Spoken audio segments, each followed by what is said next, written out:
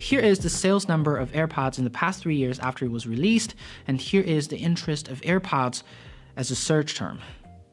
Considering that Apple has not updated this product for the past 3 years, this must be some dark magic, right? How can a product gain so much traction 3 years after it was released without updating anything, completely contradicting the fast-paced product culture we see today? But hold on a second, Lei. Apple did make a pair of new AirPods recently, updating its internal chips and charging case, right? Well, that's true, but the question remains, what exactly happened during the first 3 years of AirPods that propelled its success? First of all, it's such an interesting business case. When AirPods were released, literally no creators I know praised its design. But here's the thing, although creators mocked hard on Apple's design, none had the confidence to question AirPods sales. The reason is simple. Apple has a great ecosystem, and as a product made by Apple, AirPods at least is not going to do too badly. This was true for Apple Watch. This surely could be the case for AirPods as well. Apple Watch's sales in 2018 were around 12 million, second on the chart for wearable electronics right after Xiaomi. But we all know that Apple is making much more than Xiaomi with fewer sales, since Apple can charge so much more. Another example of Apple's ecosystem success is Apple Music. Launched in 2015 with no users, in 6 months' time, Apple Music had reached 10 million paying subscribers, having spent 6 months reaching the same customer base that took competing music streaming service Spotify 6 years. Apple also used 3.5 years to accomplish what took Spotify 10 years to do. By the time this video is released, Apple has over 50 million paying subscribers on Apple Music. This is no short of amazing. For any startups to achieve this kind of success, it would have been a unicorn worth over $1 billion. But as an Apple product, it's just a tiny portion of what Apple makes a year. Therefore, it's understandable that when Apple releases its AirPods, although people don't like the design, they're quite conservative in criticizing its ability to sell. But it turns out they don't have to, because at the end of 2018, not only are AirPods desired as electronic devices, they're also considered fashionable. Celebrities started to wear them in public. The sales of AirPods skyrocketed in 2018 and are still expected to grow exponentially in the coming years, on track to top 100 million in 2020. So what is going on? One obvious thing that Apple did better than most earphone brands is that when Apple makes a product, it might not be the best looking, it most definitely is going to be expensive, it might not even be of the highest quality, but it works. Apple's quality control and supply chain are very well done.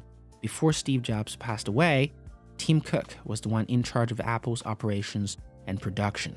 He closed factories and warehouses, replaced them with contract manufacturers. This resulted in a reduction of the company's inventory from months to days. Predicting its importance, his group invested in long-term deals such as advanced investment in flash memory from 2005 onwards, guaranteeing stable supply of what became a key iPod Nano, then iPhone and iPad components. Huge respect for Apple's foresight. But what this means is that when it comes to an Apple product, although it's more expensive, it always works. This is the big deal in the Bluetooth earpieces market. I personally had 2 wireless earpieces before my AirPods. The first one is a Philips earpiece and the second one is from Jaybird. I got both of them for running and both of them broke down after a few months of usage. The worst thing about these brands is that it's so hard to repair internationally, yet I paid so much for them. Repairing a Jaybird in Singapore is so much hassle that I ended up leaving my $200 Jaybird in my drawer and never touched it again until this video. It's been a year. The larger point is this. The Bluetooth earpieces market is ripe for change, and AirPods were on time for it. This is where I think it would be good for me to mention another group of people that helped AirPods' growth: Apple users worldwide. In the tech industry, we often talk about how many iPhones sold every quarter, every year, or how many new users Apple has acquired. But in the case of AirPods, what matters more is how many total iPhone users there are in the world. Over 700 million, according to Statista. This is the primary reason for growth and will be the biggest driver for AirPods sales in the future.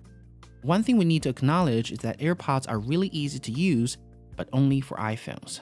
For any other branded smartphones or laptops, they work exactly like any other Bluetooth devices. You'll still have the fantastic 20-hour battery life, but there are already great alternatives for that from Bose and Jabra. Therefore, having a strong 700 million potential user base is a great advantage. On top of that, Apple has basically made it exclusive. AirPods are only awesome if you're an Apple user. This exclusivity has made the product desirable, and Apple will surely keep it that way.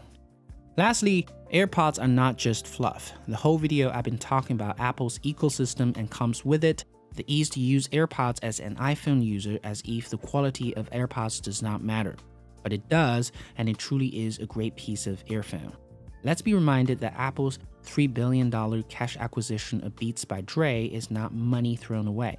Arguably, $3 billion is a little bit more than it's worth, but came with it is industry know-how and technical expertise. What happened after the acquisition also confirmed my suspicion that Apple basically gobbled up Beats' talent and expertise, redistributed them into the vast Apple machine, working on Apple's products like HomePod and, of course, AirPods. Therefore, it is understandable the level of success AirPods enjoyed, considering the vast knowledge it inherited from Beats Electronics after its 2014 acquisition. Selling something is easy, make people want it is hard. Apple strangely has this weird ability to influence people's desires and preferences, and it's amazing to see how little you need to do to convince people of a product. All you need, as it turns out, is to automatically connect your AirPods to your iPhone. This has made Apple billions of dollars. Amazing, as I said. It's such an interesting business case. I'll keep my eye on it.